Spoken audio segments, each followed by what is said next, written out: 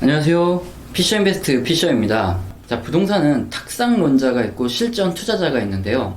탁상론자가 뭐냐면 이 발로 뛰어본 적이 없고 실제 거래도 제대로 해본 적 없는데 국내 및 해외 데이터만 찾아보고 이 부동산을 판단하는 사람들이고요. 그래서 선행 지표가 있다고 믿고 상승과 하락을 맞출 수 있는 기가 막힌 지표들이 있다, 이렇게 생각하고 그것들을 찾아다니는 사람들입니다. 자, 반대로 실전 투자자 같은 경우가 뭐냐면 실제로 오랜 기간 부동산의 등락에서 살아남으면서 자산을 증식하신 분들이죠. 자, 그리고 되게 재밌는 건 이번 정부가 시작하면서 이렇게 탁상론자들이 내놓았던 부동산 가격을 하락시킬 수 있는 이 선행 지표들이 하나하나 실전에 적용이 되었다는 사실입니다. 자, 인구 감소가 부동산 하락의 선행 지표다, 주택 공급이 부동산의 선행 지표다, 대출 금리가 선행 지표다, 그리고 한국은행 금리가 선행 지표다, 이런 의견 등이 있었는데요. 실제 이번 정부가 시작하자마자 공언한 것이 부동산을 잡겠다 이거고, 그리고 이런 탁상론자들의 의견들이 하나하나 실전에 적용이 되었죠. 자, 우선 인구 절벽 이론에 의해서 주택가격이 폭락할 것이라는 이런 의견은 정부가 적용할 수는 없지만 1인 가구가 증가하면서 이 이론이 바로 박살이 났죠. 자, 다음으로 주택 공급의 경우 논리는 맞지만 현실 적용이 어려운 케이스죠. 자, 1980년 말 노태우 정부 시절 부동산 가격이 급등하자 정부가 87년 그리고 88년에 투기 억제 대책을 내놓았고, 그리고 추가로 부동산 종합대책까지 내놓지만 역시 집값이 고공행진을 했죠. 자, 그러다 1988년에 지금 일산 등 5대 신도시 계획을 발표를 했죠. 그리고 1991년 상당히 빨리 앞당겨서 주택을 지었고요. 자, 물론 난림공사다 이런 비난도 있었지만 1991년 주택 공급이 시작되기 시작하면서 집값이 폭락하기 시작했습니다. 자, 이번 정부도 마찬가지로 30만 호 공급을 비롯하여 다수 공급 계획을 발표했죠. 하지만 다들 아실 테지만 이번 임기 내에 공급이 가능할지도 의문이기 때문에 상당히 장기간이 걸리죠. 그래서 주택 가격은 더 오르고 있는 거죠. 자, 다음으로 대출 기준이 집값 하락의 선행 지표라고 하는 의견 또한 받아들여서 대출 기준을 강화했죠. 그래서 갭 투자자들이 버티지 못하고 주택을 매도할 것이라고 예상했는데 반대로 부동산 가격은 더 올랐습니다.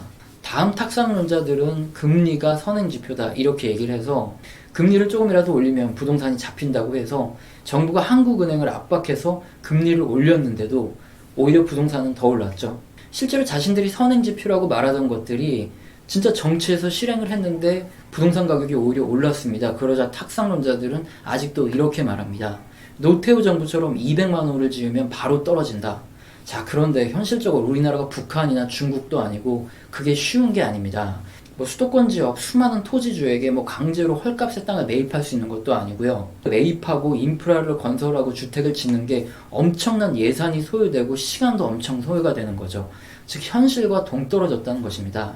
자, 그리고 금리를 1991년대 일본처럼 한 방에 5% 올려버리면 집값이 폭락한다 말합니다. 자, 그런데 지금 당장 금리 5% 올리면 집값만 떨어질까요? 일본의 경우처럼 자산 가격이 폭락하고요. 대출 이자가 올라가서 기업들이 다 죽고 경제 위기가 옵니다. 자, 주택 가격 잡자고 경제 위기를 만들 정부는 야당이든 여당이든 앞으로 나올 어떤 정부에서도 기대하기 힘들 겁니다. 자, 그리고 금리와 마찬가지 이야기지만 대출 금리를 올리면 집값이 잡힌다고 말하지만, 자, 대출은 개인도 많이 하지만 일반 기업도 대출을 받죠.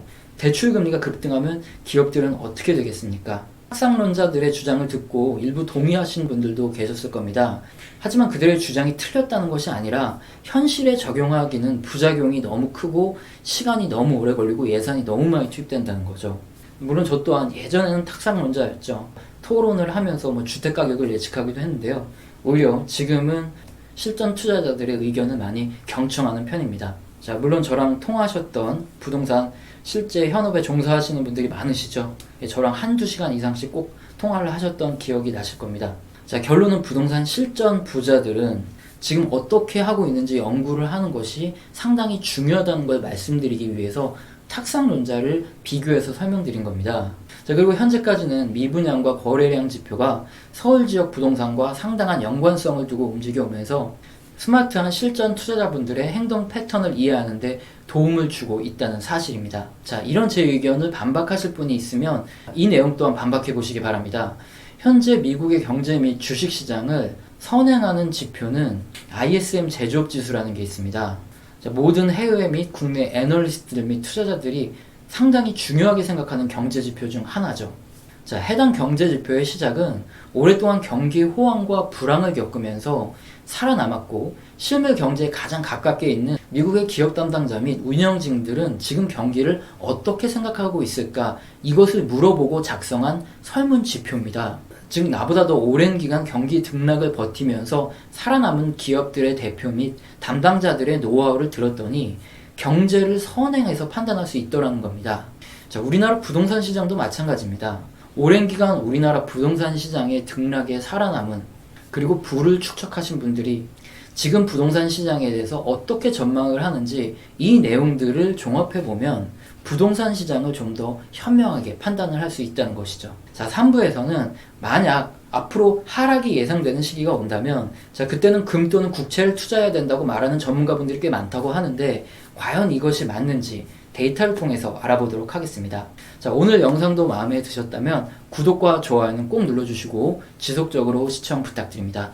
감사합니다.